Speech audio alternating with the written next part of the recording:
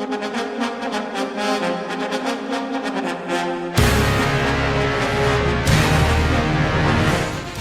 listening to 90.3 WHPC, the voice of Nassau Community College in Garden City, New York. I'm Bill McIntyre here with Jon Gallo for another edition of this week's Long Island News, the news show that brings you news stories about Long Island and about Long Islanders. And now we're very glad to once again welcome to the show Newsday's Albany Bureau Chief, Yancey Roy. Hello, Yancey, how are you? Hey guys, good to be back with you. We know that despite the Capitol being mostly empty, there's still plenty of budget drama to unpack. So I know you're working your sources. And before we get into those kind of main factors delaying what is likely to be the largest budget in state history from being passed, can you give listeners a little bit of historical context? We know that the last 2 years, given the pandemic, budgets were delayed, and I'm not sure. I think the last time before that was maybe 2017. Can you just lay out, what happens next, I guess, from that kind of standpoint? Sure. Well, the New York's fiscal year begins on April 1. It's unusual in that regard. Most states don't do that. But it is the beginning of the fiscal year. It's when the budget is due. Former Governor Cuomo had made a point of trying to get on-time budgets. And by and large, he had timely budgets. If you're sticking to the April 1 deadline, out of his 11 budgets, I want to say 5 or 6 were actually passed April 1, but they were always usually within a week or so. To what effect does it affect anything when the budget's a little bit late? It's not much. If it goes more than a week or so, you usually have to pass some sort of emergency appropriation to make sure state payroll goes out and that sort of thing. But I think it's more of a symbolic thing than anything else about being able to get it done, especially when you look back, 15, 20 years ago, when the state was routinely months late or sometimes even ran into August before adopting a budget. So where we sit right now, as we talk on Friday morning, is there is no budget. They've missed the deadline. Governor Kathy Hochul's first budget in negotiating with Democrat-controlled Senate and Assembly. That said, they don't seem too far off. They've had a lot of talks. The legislators were sent home on Thursday to kind of be home for the weekend, but then told to be back by Sunday afternoon.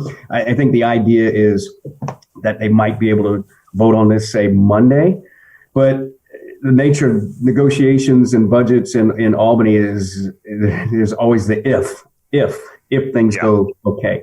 But as of right now, the optimistic view is that they would come back on Sunday, begin voting. They either Sunday night or Monday, wrap it up Monday, and it's done a few days after April 1, but it's done. Okay, so to that point, for most New Yorkers, again, it won't have any real tangible impacts. Like you said, to state employees, that may be a little different, but there are, like you said, the likelihood of either extenders or a message of necessity in terms of having to have bills age, et cetera, that kind of, wonkish policy stuff. But for the most part, people, you hear the headlines. People think that, a responsible government gets a budget in time. But if you look back a little bit further, that isn't always the case. And like you said, a lot of big ifs still pending on when this comes. So maybe let's get into that. Knowing that there are, a lot of unresolved policy and funding points of contention. Can you lay out some of those, that you've been reporting on one by one? Obviously, bail reform is and the amendments to possibly that policy previously passed is kind of top of mind. I know Senator Garland even said that, the vast majority of important issues still seem to be open. So, where do we stand again, bail reform and then, moving, I guess, some of those top items that you and your colleagues An interesting context here is that, a budget is about spending plan, right? And a lot of the actual spending items, if they're not settled, they're pretty darn close to settled, and they're, like say education money or money for SUNY. I don't think it's very controversial. The things that are kind of holding things up are big ticket items and policy discussions that they don't necessarily have to do right now, but politically they feel they have to do. And top among those is criminal justice. There's 2019, they passed a bail law, which the short answer on that is it eliminated the use of bail for most misdemeanors and non-violent felonies. They didn't want folks being picked up on say a minor theft charge, and you can't make $500 bail or $1,000 bail, and then you sit at Rikers Island forever. That was the goal of making the change there. Now, during the pandemic, there's been a crime spike in New York, violent crime spike, but there's been a violent crime spike in a lot of municipalities and states that did nothing about bail. But that said, the combination of the pandemic and the crime spike meant that crime and bail was a potent issue for Republicans in local elections in 2021. And so the Democrats who control the process here have they're concerned about this year's elections and feeling like they have pressure to do something on bail. And there's a divide within the Democratic Party between the moderates who do want to do something, tweaking it here, especially with repeat offenders. This is like someone who is charged with an offense more than once in a certain time period, say 12 months or 18 months. Any of those offenses themselves might not be serious enough to warrant bail, but if you have multiple ones, should a judge be able to set bail? That's one of the key issues. And they're feeling like they need to do something. They can't walk away from Albany without doing anything, or else that will hurt them in elections. Certainly the Republicans are going to use this all through the year. And even if there's a tweak, it's still going to be a campaign issue that the Republicans are going to use. So that's where we sit right now. I think that what we hear right now is that a majority of Democrats in the legislature, it's not a huge majority, but a sufficient majority, do favor making some tweaks along the lines of what Governor Kathy Hochul has proposed. She's feeling pressure on this as well. But they haven't quite finalized it. They haven't quite signed off yet. And because this is the most high profile issue, I think it needs to get resolved. And then all these other dominoes start to fall in place. And among those, money for a Buffalo Bills stadium, kind of a late item in the budget here. Anyone who follows it knows the Buffalo Bills were looking for financial help from the state to build a stadium. It was going to come this year. Governor Hochul has negotiated a plan with them where the state helps fund about $850 million towards the stadium. She's also had reached a settlement with the Seneca Nation over casino revenue for about $400 million, and says that at least half the money for the Bills will come from the casino money that we just got. The problem for her is twofold. One is she kind of sprung this on legislators a little late in the process. There was no heads up about it. All of a sudden she just announced, people knew talks were going on, but all of a sudden she announced a settlement, people feeling like they didn't get to have a role in it. What's it all about? How's this money going to be spent? And then there are folks from any side of the political spectrum who just don't like the idea of spending money on professional team sports stadiums because they say they never pay back in revenue. And so why are we doing this? And we've got other issues. We've got childcare. We've got lots of programs that help people, and they're opposed to it. That said, I think, again, there's like bail, I think there's enough of a majority that will support the Buffalo Bills deal. But again, it's one of those things with the budget where if the big things fall in place, everything falls in place. If the big things don't fall in place, nothing gets done. And one of the other ones, again, is casinos, downstate casinos. There's an authorization to put out bids for 3 more. That was done several years ago in a constitutional amendment. It wasn't supposed to start till 2023. They're looking to accelerate it because A, the state wants the money sooner, and B, the casino companies are really lobbying and itching to get started. So they would be downstate, which would mean Westchester, Rockland, and South, including the city and Long Island. They could bid anywhere for a location there.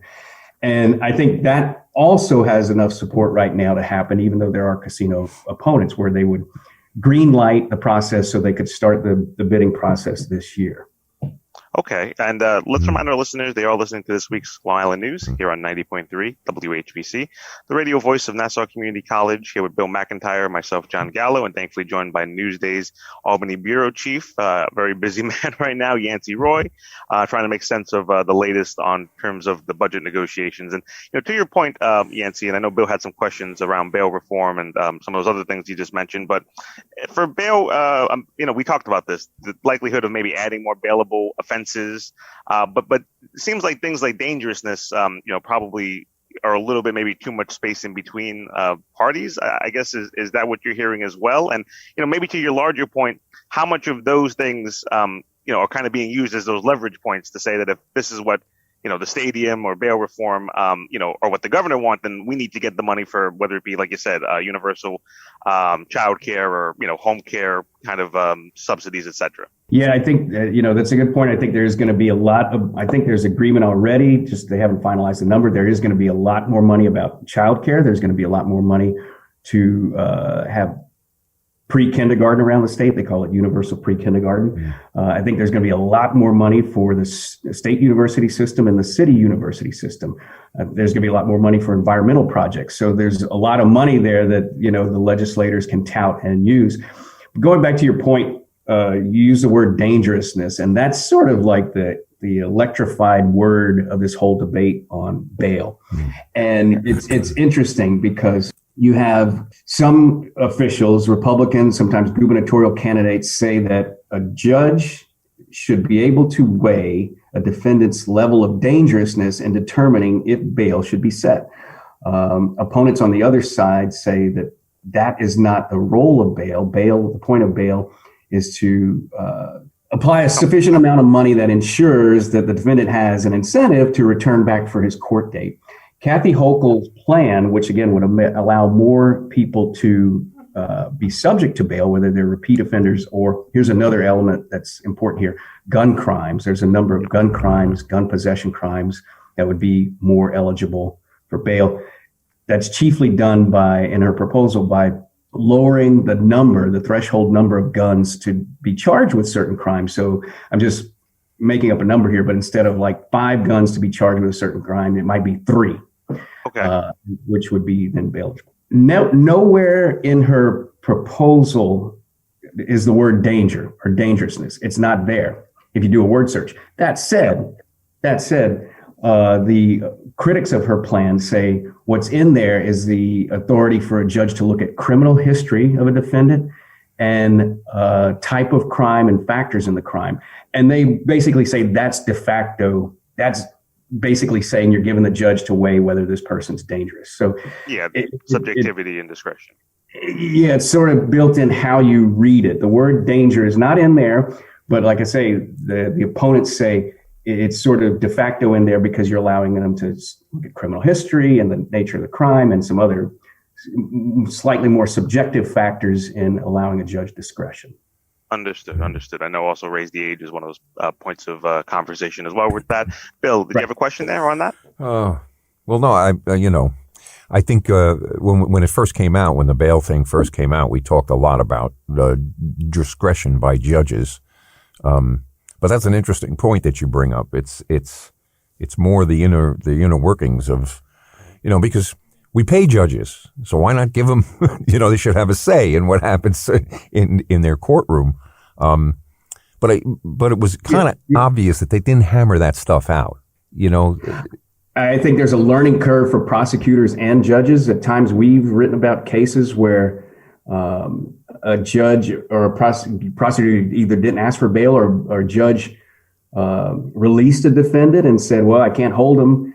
But in fact, when you looked at the charge of the crime, they actually did have authority and they just chose not to. Now, I'm not saying that it's all over and it's widespread, but there are certainly examples of that. And I think there's been a learning curve for the system. And you know what you said, Bill, about we pay judges. I guess I've been around long enough to kind of realize that, way back when I started covering this beat, one of the hot topics was Rockefeller drug laws and mandatory minimum sentences for certain drug crimes. Yep. And why I bring it up is when we had that debate, it was the liberals and the Democrats who were saying, wait a minute, we shouldn't have strict handcuffs on judges. We should allow judges discretion to make determinations in these cases. And it was Republicans who said, no, the last thing we want is judicial discretion. And now fast forward to this decade, this law was passed in 2019. Here we are in 2022. And it's kind of turned around on this issue, depending on political viewpoint. Now the Republicans and moderates say a judge should have discretion. And the more liberal wing of the Democratic Party is like, no, judicial discretion is a bad thing in this instance. Interesting. Yeah, Yeah, no, definitely. This discrepancy in sentencing is, core to what kind of we're talking about here. So it is, like you said, a good bit of context there in terms of. So it took years, but it's a political football, right? it looks like, more politics than the substance of that's the thing. The issue. Perception around whether it was the kind of hard on crime, kind of anti drug war from then when you were speaking about Yancey, or now the perceptions, like you said, and realities, but of crime, kind of escalating. But it's hard to say, what's causation versus what's correlation. That's always the challenge of any of the policy. But nonetheless, there's certainly a lot there. I always get a sneaking feeling like the Rockefeller drug laws. I just a thought. Is there anybody still in jail who's been sentenced under those? Do you think? I couldn't answer you that off the top of my head. Yeah, okay. It's been a while since they put in changes. Because as they changed the marijuana laws around the country, there's been a great call for people who were charged under those laws to be let out. Expungements, stuff like that. Yeah, I'm just curious. It's a nice thought, but there was a number of clemencies that happened and resentencings. But I got to imagine there are some people sentenced under those laws, but I just wouldn't have that figure. Right. Of course. So, moving on to some of the other topics. I know you did mention that Bill Stadium and that back and forth, which was interesting between the Seneca Nation leadership and Governor Hochul, who has very strong connections to that region of Western New York, prior to her being governor. And I know the Newsday editorial board put out an interesting piece talking about, Long Islanders know a lot about, trying to struggle to get a stadium built, but also, the trials and tribulations. And I think they came out against the editorial board, again, that is specifically for Newsday, this being funded. And I've heard many of the, Democratic members, like you said, say that this was really catching them off guard. So we'll see what happens with that and what comes. But let's go to another issue. I know we're going to talk to Blair Horner from NYPIRG afterwards about a number of things, but one particular thing being the replacement of the state ethics board known as JCOPE. Where did things stand with that? I know there was a policy proposal put out, but then I think NYPIRG, League of Women Voters, some other folks kind of pushed back on what they saw in that. So can you lay out where that stands? Some context here. What the goal of Governor Hochul and legislators is to eliminate or revamp something called a Joint Commission on Public Ethics, JCOPE, as it's known, which was created by Andrew Cuomo and which for all of its history has been dogged by criticism that it was too protective and too controlled by the Cuomo administration. And it's been sort of routinely panned year after year. And so they want a new ethics panel. Again, I'm going to go back to my history in that I've been doing this long enough that I think every single ethics panel, every time they've redone it in state government, it gets panned and nobody likes it. And it's blasted for not kind of going after little players and never after going after powerful players. So what's on the table right now? Kathy Hochul has proposed this plan, and this is a real shorthand, but basically she says, let's let some of our esteemed law schools, law colleges, have professors, faculty, designated people who pick people who would serve on the board. That way, these people are not appointed by a governor or legislators. Legislators have been kind of cool to that idea. I think they still want a hand in appointments, and that's what the watchdog groups such as NYPIRG and Reinvent Albany have blasted in recent days because they don't want direct appointments from the legislature because they say then, if Jon Gallo, if you're appointed by Representative so-and-so, you're going to be beholden. And so they're pushing for that change. Now, this one's a little more this is murkier in terms of where it goes. I think there's a lot of sentiment to do something because I think symbolically everyone wants to blast JCOPE into the hereafter and say that they got rid of it with something else. But the problem is, what are they going to replace it with? Does it do a better job of policing legislative ethics than the previous iteration? Exactly. I know even it looks like the relevant chair, Alessandra Biaggi, who is running for Congress, also seems to say she might not even vote for the proposal, given some of those considerations that advocates have raised. So we'll talk, obviously, with Blair more about that. Yeah, well, there are a couple of things that are on the agenda here. Let me throw out something there that's Long Island related, although it's been a little bit under the radar. The redo of the track at Belmont. The New York Racing Association needs approval from the state legislature to borrow money, to issue bonds, which they would then use to basically redo a lot of the track as their plans, grandstand, clubhouse, stuff like that. Basically, they're asking the state for bonding authority. They're not asking for actual state money.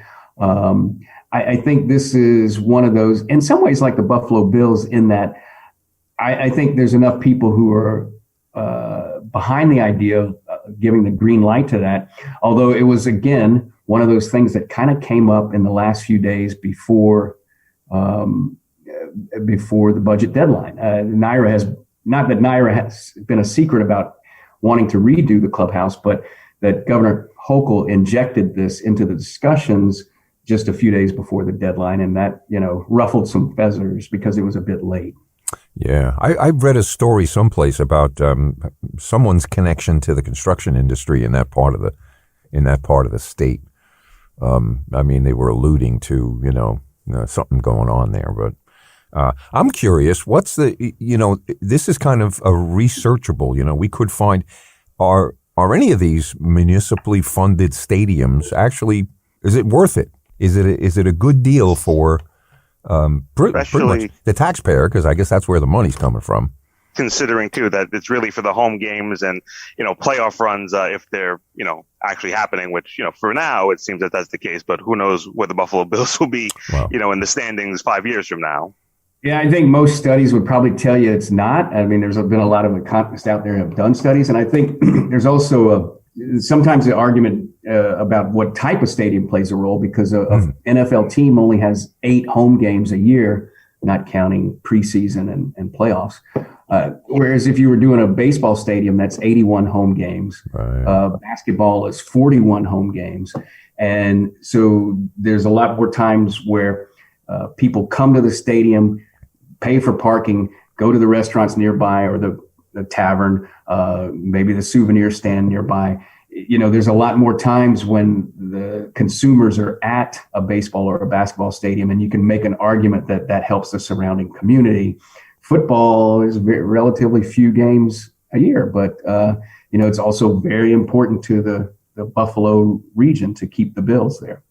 Oh, yeah, especially for the governor's legacy being, kind of the hometown hero, at least maybe by her, kind of intention. But, in those few moments we have left, I know you mentioned, obviously, the Belmont area, and I know you mentioned the casinos licensing. I know there's talk about on Long Island, there's Jake's 58, other places maybe trying to bid. I know a lot of them will be in the city, like over by the aqueduct. But what else are some of the wild cards, that are still there? I know there's discussion about maybe Lulu's legislative grants being kind of introduced again through this budget process. Discussion about the open meetings law. Other things like Kendra's law. What are you hearing are some of those other things that, are still kind of up in the air, but, may kind of break?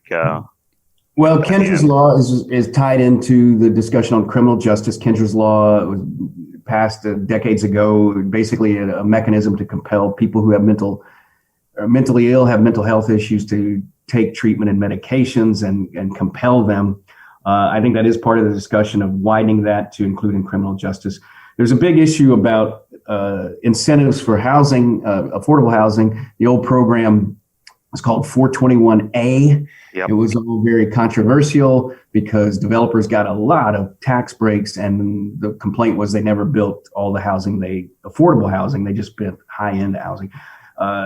Kathy Hochul wants to redo that. She has a proposal out there. I think the problem for her on this politically is that the law on the housing doesn't expire till June.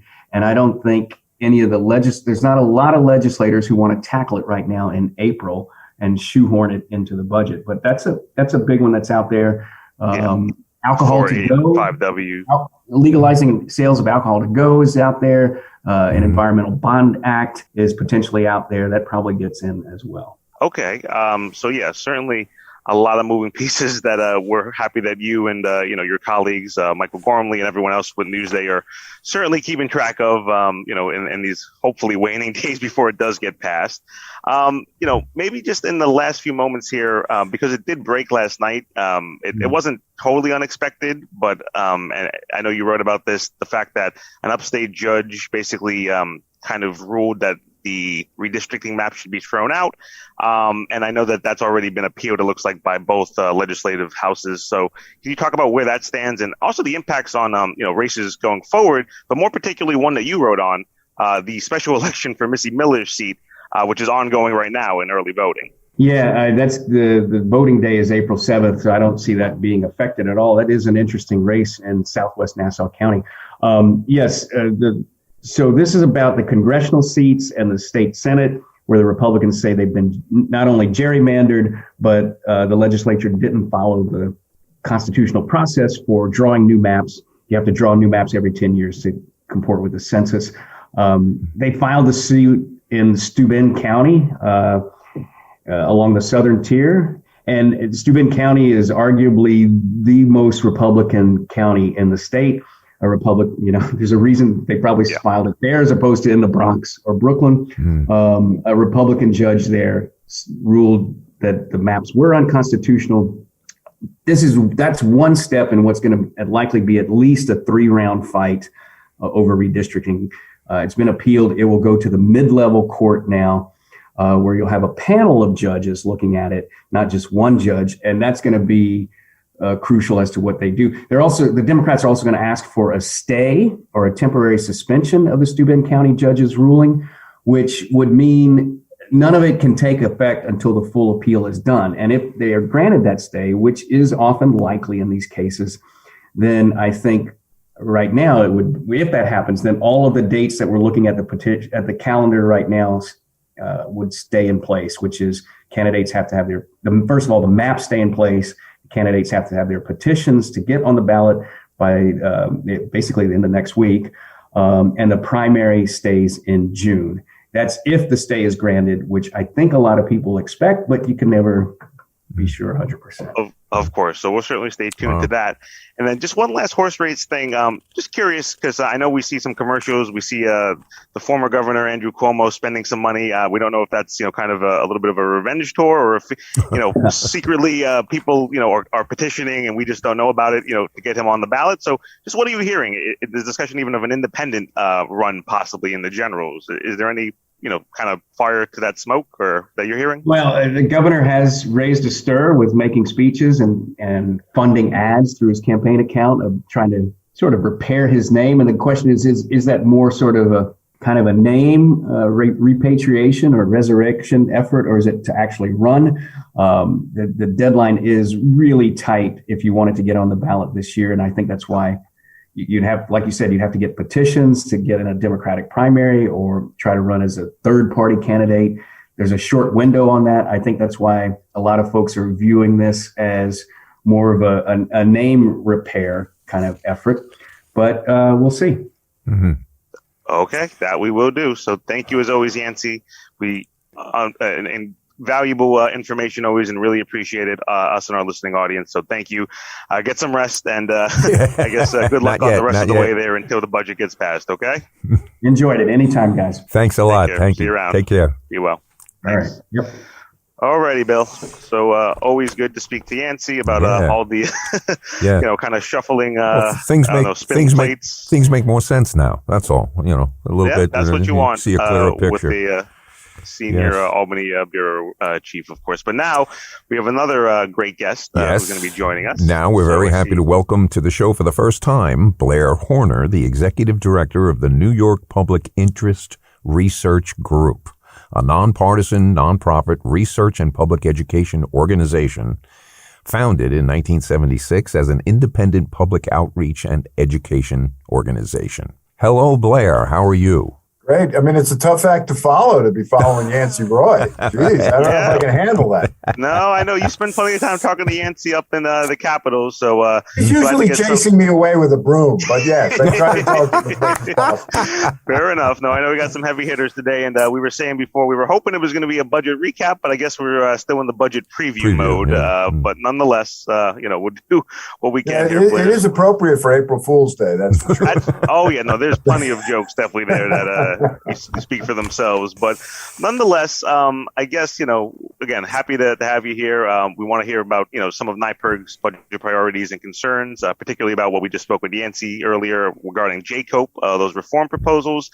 But first off, we just wanted to get your, overall big picture thoughts on where things stand in these kind of closed door budget negotiations and, possible public impacts, although probably not too many tangible to non-state employees of a late budget. Yeah, I mean, you're right. I mean, in terms of a budget being late, you don't really start feeling the bite. The public doesn't really start feeling the bite for maybe weeks.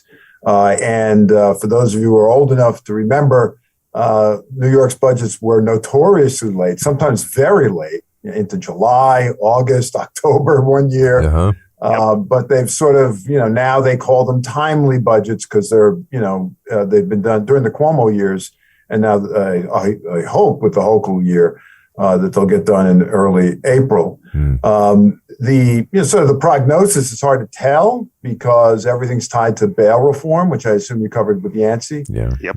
And it's not one of our issues, but it seems like that's the elephant in the room in terms of the budget. And that once they solve that problem, I think a lot of other things will fall into place. The noise is they're going to, they broke early yesterday, despite the fact the deadline was midnight. And they're supposed to come back on Sunday. And theoretically, the optimistic scenarios, they'll pass it on Monday. From our perspective, on the money side, we want to see, new investments in certain things, such as higher education. Of course, so, for example, Nassau Community College has had massive reductions in enrollment. And as much as the point of higher education is to educate young people, they are part of the revenue stream. And when you have gigantic reductions in enrollment, you still have buildings and administrative staff and everything else. You got to pay for them somehow. Yeah. Mm-hmm. And so the state really has to be the entity that picks up the tab on this. We're hoping. So in the budget stuff, it seems like there'll be significant adds to the governor's budget on higher education. So on the money side, that's one thing. And then the question really is what other policy measures get wrapped into the budget. The Joint Commission on Public Ethics, replacing that is one issue. We're also working on legislation in the environmental area, for example, to require that all new construction be powered by electricity instead of natural gas to deal with climate issues. We're dealing with issues around in terms of other sort of democracy issues about having polling places on college campuses so young people can vote. So, I have a big head, as you can see in the picture. I wear many hats, and we cover the waterfront on issues, healthcare, democracy, higher education, environment, et cetera. So, of course, and we'll see what happens. We'll see what happens. My Sunday is shot. Maybe my Saturday too. Yeah. We'll see how many of the weekends get shot along the way. But fingers crossed. Like I said, something comes out pretty soon. But we'll get into some of those funding priorities. Like you said, CUNY SUNY New Deal, a lot of other things regarding even part-time tuition assistance.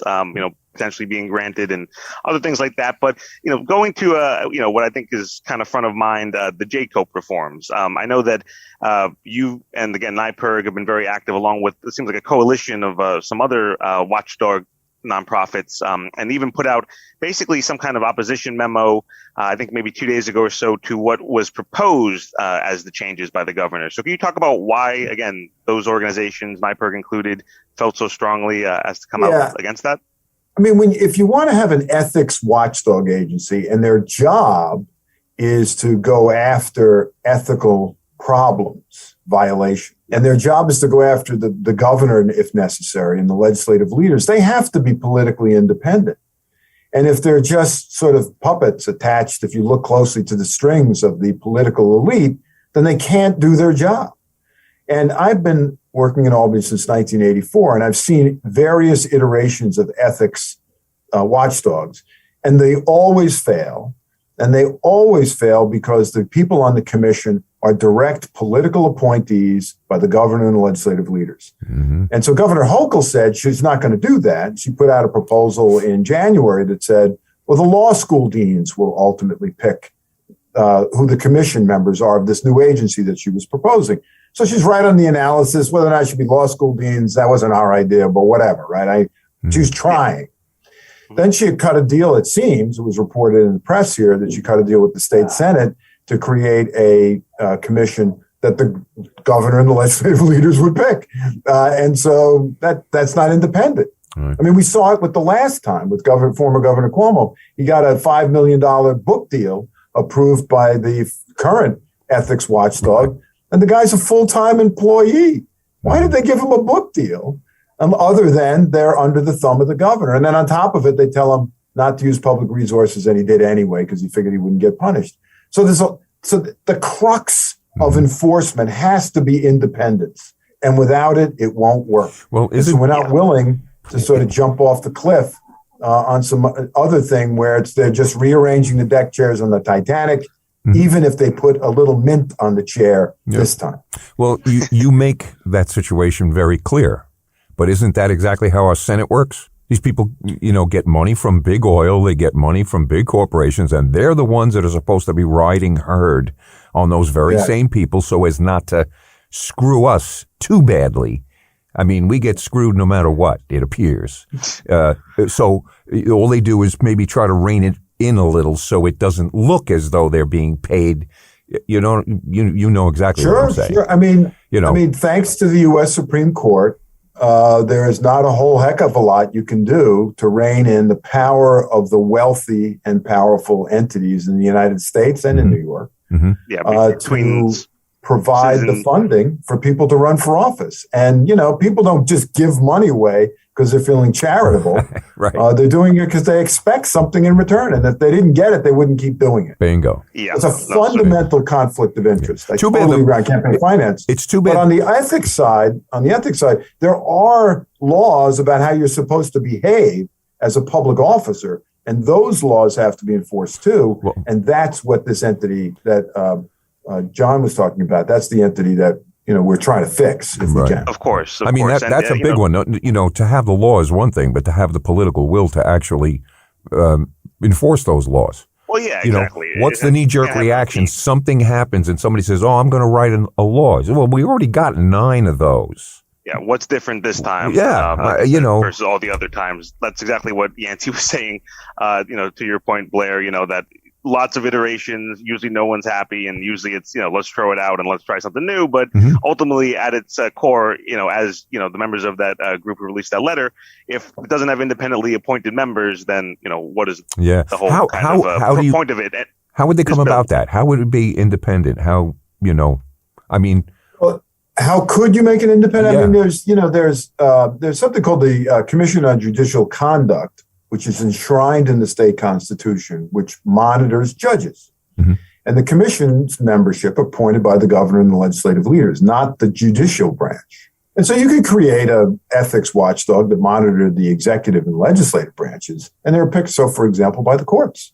Hawaii has that kind of system, where there's enshrined in their state constitution. They have a separate ethics court system that sort of all of those things sort of play out, right? Mm-hmm. And now, the problem is a constitutional amendment at best takes a few years to happen. Right. And so what do you do in the meantime? And so we've advanced, and our idea was, ways of insulating the appointments so that they're not direct appointees. So what we had advanced was the governor and the legislative leaders, the 7 of them, would pick nominees into a pool. And then those nominees would be chosen not directly, though, by the legislative leaders. So so it's sort of a complicated system where there's appointments, but they're indirect. So the legislature would pick a selection committee. Those selection committee people then would pick the members of the new ethics commission. And so, yes, that's not perfect, but it insulates the ultimate decision maker from direct. And there's only 5 of them. So if you're going from 7 to 5, you're sort of forcing the sort of coagulation of political ideology, so that hopefully you get the best people that want to serve, and you pay them so that they do a good job.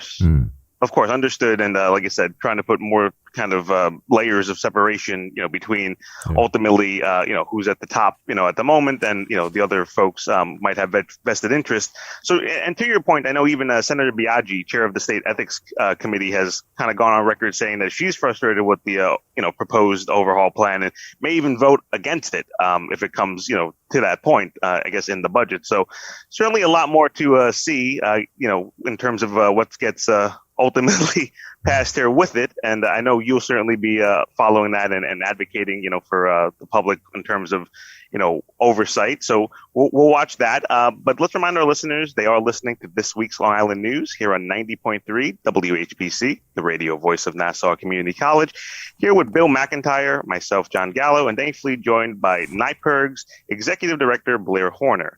So moving to some other By the way, topics. just so you guys know, a proud graduate of Nassau Community College. Yeah, there you go. We like that, definitely. The best kept secret on Long Island. I'll say full disclosure, I may have been a NYPIRG e-board member a few times throughout my SUNY CUNY career. So power to you, of course. No, definitely, a lot of good folks there, kind of getting engaged in civic kind of just, duty and public service. So that's always a good thing to see, folks, from the school, but especially with the connections to NYPIRG right on campus. But to that point, education, SUNY and CUNY funding. I know you kind of mentioned it at the top, but, big discussion around the SUNY CUNY New Deal, kind of returning Bundy aid, I guess, to previous levels. You guys have talked about the TAP gap and some other things. So can you talk about, again, what, really hopefully college students and their families and, folks, maybe non-traditional learners can hope to see in benefits, especially around part-time, I think, aid. That's a big thing for, schools like ours. Yeah, I mean, it's always hard to know what's going on in Albany because everything's shrouded in secrecy. But the governor advanced her executive budget, which was probably the best executive budget in easily a decade, if not more. And then the legislature added on top of it in each one of their one house budget bills. And depending on which one, more hundreds of millions than the other, but still hundreds of millions in both houses. And, how that's all going to be negotiated and played out, we don't know yet, because as I mentioned earlier, bail reform is sort of the elephant in the room. But we're optimistic that good things can happen, and there needs to be, as you referred to. I mean, there's like levels of concern we have. One level is the community colleges in particular, but the 4-year public colleges, not universities, and then the private independent small colleges without big endowments are all teetering on the financial brink. Yeah. And they are critically important, not only because they train young people, which is fun, which is important, right? You have to have a smart sort of workforce, but you also need to have a smart democracy. So it's important to have that. But also they're like little economic development engines. People get paid to work there. And in parts of upstate in particular, they're the only game in town. Yeah. And so if these things so what we've looked at is there's been this tremendous cratering of enrollment all across the board. And if the state has all this money from the feds and the increased tax revenues, why not invest it in something that it's critical to our future society, as well as the current economy? And so we've been pushing very hard for the restorations. And when you mentioned Bundy aid, which is, by the way, is unrestricted aid to private colleges, it used to be $106 million in 1990. It's $35 million in the governor's budget. And so if you're at St. John's is a big school, but if you're at CW Post, for example, or Long Island University, those guys probably need the money. As well as we're pushing for, massive restorations to the public colleges. Now, that being said, it's decades of disinvestment to deal with as well. So there's that. Then there's the next level, which is, well, should public college be affordable? The answer is yes. And so you get into financial aid issues, but also you get into what should be tuition. When I went to Nassau Community College, those many years ago, it was like $250. Now that was when $250 was something. It was fall of 1972. So it was a different sort of era. But nevertheless, it was less expensive. Yeah. CUNY was free for many years, up until the late 70s. And so those things are investments in society's future, both economic and civic. And so we'd like to see policy direction going there. But in the short term, now that they have the money, this is a great time to reverse decades of disinvestment in higher education and restore it, because it makes sense. Instead of spending hundreds of millions of dollars on NFL sports stadiums owned by billionaires, why not spend that money on colleges and universities where people work? They get trained for society in the future, and they're little economic development engines in a lot of the places across the state. Yeah. Yes, of course. And, I know another thing related to education and the cost of it, I believe you spoke to Newsday correspondents regarding a student debt relief proposal that was in the budget that would potentially, change some of the standards around basically counting those previous grants as taxable income, I guess, through adjusted gross income kind of standards. So can you unpack that a little bit? I know it was a little nebulous, but, it's basically that if you get some of your loan forgiven, it counts as income under the tax law. And so then you end up paying taxes on the grant that you got to go to college in the first place. And the reason the loan is being forgiven to a grant is because you're low income. So none of that makes any sense, right? As soon as I say it, you're like, oh, I get it, right? It doesn't make any sense. And so what Newsday was reporting on was how that could get fixed. And so, we support that. That's, to us, a no-brainer. Why would you do that? The whole point of having financial aid programs is to make it easier for people who are struggling financially, but have the intellect to go to college, to be able to go to college.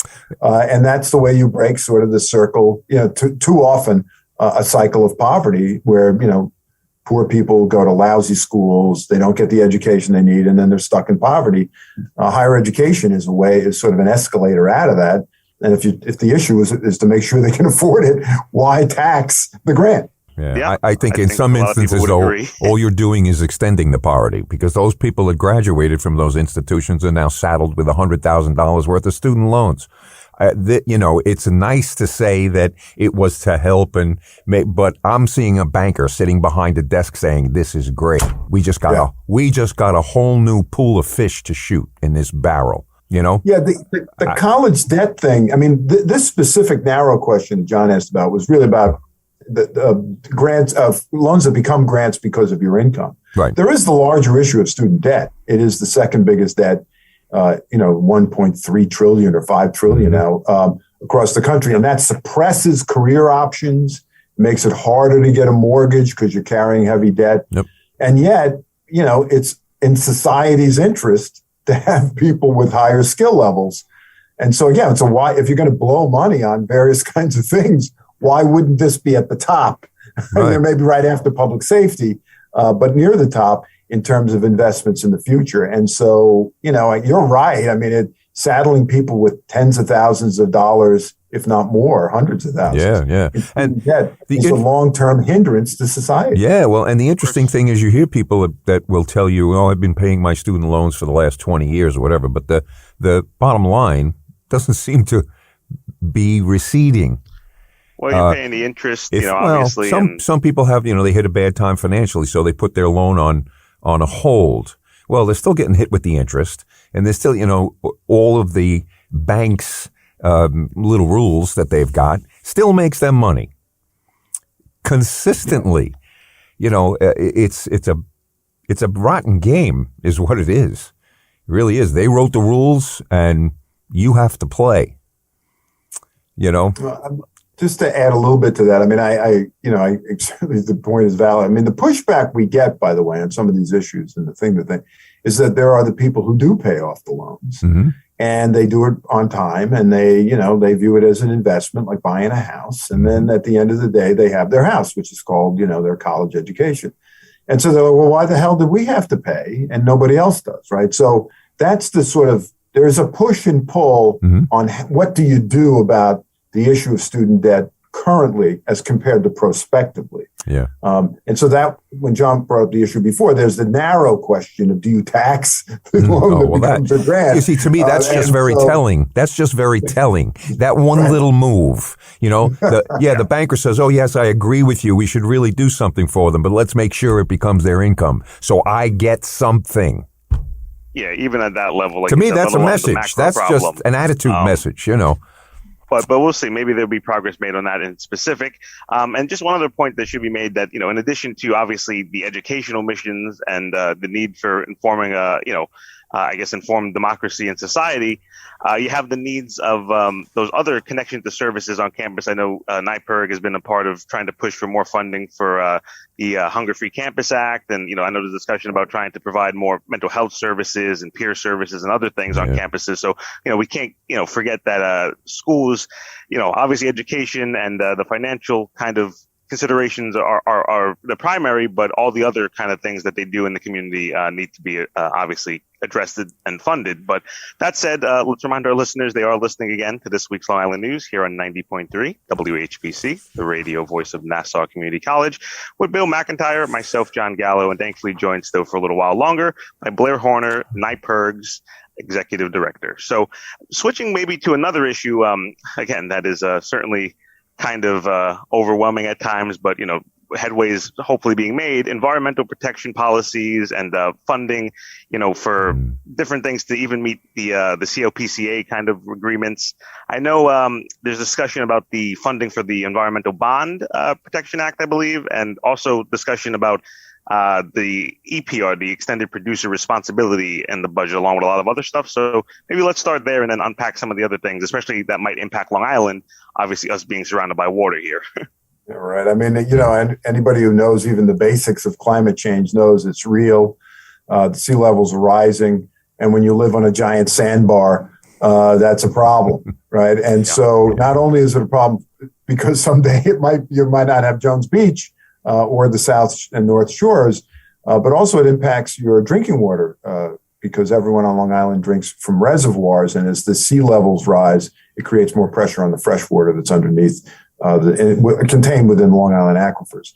So there's two sort of let me just put the extended producer responsibility aside from it, because that's a straight up policy issue dealing with garbage, but it's worth discussing. The Bond Act will be on the ballot this November unless something blows up. Last year, then Governor Cuomo and the legislative leaders agreed to a $3 billion Environmental Bond Act, largely focused on trying to deal with the costs that the state has dealing with the mitigation and adaptation to climate change. And that way to provide a funding stream, sort of like a bond act is like a mortgage, right? So you're borrowing money to use for capital projects within the state of New York. And if it's a direct sort of system like it is, it needs voter approval. So they've approved it last year to be on the ballot this year. Governor Hochul, when she came in, said, well, there's more costs than $3. I want to raise that to $4 billion. The Assembly said, okay, well, we'll see you that and we'll raise you another $1 billion. And so their proposed Environmental Bond Act is $5 billion. And the Senate came in at $6 billion. And so within that spending, there are categories of how they'd like to see the money get spent if it's approved by the voters. And it will be on the ballot, unless something blows up, it'll be on the ballot this November. When you go to the polls, you will have a question on that. Now, they have similar categories, each of the three proposals, but they're a little bit different. So, for example, the Assembly has $450 million to be earmarked in their bond act. There's a $5 billion bond act. For wetlands protection, which is a big deal on Long Island, right? As sea levels rise, there's sort of the sponges and barriers to surges. And so the Senate doesn't have that, right? So there's negotiation within, there's the number, the top line number, and then there's negotiation, but it's largely driven by how do the state spend money, hundreds of millions of dollars to deal with storms, superstorm. Sandy is an example, but even the tropical, so-called tropical storms that flooded subways. So you need money to do that. Now the problem is, even the $6 isn't enough. Right. The estimates are it's going to be $10 billion a year to deal with climate change, and that's a hell of a lot of money. And so there's various other kinds of proposals to sort of deal with that. So that's sort of the Bond Act side of it, though. We will definitely need billions. The question is how many more, but at least it's something. On the extended producer responsibility, that really is a way for the packaging industry to sort of create recycling programs or sort of collection programs to reduce solid waste costs for municipalities and the public at large. So and just to give you a very familiar idea, is the state has a bottle law, which is 40 years old this year, by the way, that you put the nickel down and you bring your soda bottle back and you get the nickel back. And that's sort of like an example of an extended producer responsibility program. The governor's advanced a proposal to sort of have that for other packages. The Senate and Assembly are considering it as well. The fight really is not in that one on philosophical per se. I think everybody supports the idea of trying to boost packaging collection, so it's sort of used properly and recycled. The fight really is over how does it run and whether or not what the Senate and the governor have put up will work. And groups like ours don't think that's the case. We think that their proposals are fundamentally flawed. Relying totally on the industry to police itself is not, to us, a recipe for success. The reason the bottle law works is because the state sort of aggressively oversees it, and that's not what's being proposed under the governor's Senate bill. But it's not like people disagree on whether or not there should be one. Maybe there are. It's the question of the details of how it happens. Yeah. Yeah, exactly. Like you said, I know you were quoted, I think, as saying you don't want to see the, wolves watching the hen house, which, kind of goes back to the earlier conversation, I guess, with Jay Cope as well, in a sense. But okay, so certainly there's a lot to still watch. And that's why, we're grateful for obviously having people like you on and, connections to NYPIRG and all those other nonprofits that are, being the consumer advocate groups and watchdogs that they are. We only have about a minute left here. I guess in that time, you just tell our listeners, Blair, how they can find out more about, NYPIRG and, how they can maybe either be involved or just how they can follow some of the priorities that you guys are, monitoring, I guess, in real time. Yeah. Well, I mean, there's the obvious ones, like there's a website, NYPIRG.org, NYPIRG, New York Public Interest Research Group.org, and that's the web page, and it has most of our stuff there. We also, we have various social media platforms that NYPIRG runs, and so the keyword and all of those things would be NYPIRG. People could follow me on Twitter, for example, if they wanted to find out, not only what NYPIRG does, but how deranged I get reacting to the news of the day. So there are those options, but really the place to go, it would be NYPIRG.org. We do have a community action network option, so community people can be involved with us in that way. College students, we have a NYPIRG office at Nassau Community College in the Student Union. Meraki Russell is the staff person. She's wonderful. And so the college students that are interested can get involved directly through the office that's based on campus. And the community people that are not, could get involved by hooking up with the Community Action Network. Awesome. That's great. Very cool. That said, there's a lot of other chapters on other campuses. If you're hearing this and you may be interested out in Suffolk or one of your own universities, just to have a conversation to find out where you can kind of get your feet wet with a lot of student activism and engagement on these public policy issues. Thank you very much, Blair. We want to make sure that you'll come back sometime and talk to us. Whatever you guys want, man. For me, it's a blast to the past. Very cool. Yeah, but right. A little bit of home, huh? Oh yeah. We'll get you in the studio. North Merrick, 11566. There you go. There you go. Amen. There was a Massapequa guy. Very cool. Over right across the border. But no, it's nice to see. you. It's nice to see that perspective on things, and I have a lot more questions I could ask you, but we'll wait till next time. Yes. Sounds good. We'll do. Like I said, hopefully in studio sometime when you're down on the island. Yeah. Take care, Blair. Thank you very much. Have a good rest of your weekend. Thanks again. Talk to you soon. Good luck. The clock on the wall says it's time for this week's Long Island News to move on out of here. We thank you for joining us. Remind you can catch this week's Long Island News every Friday at 3 o'clock right here on 90.3 WHPC.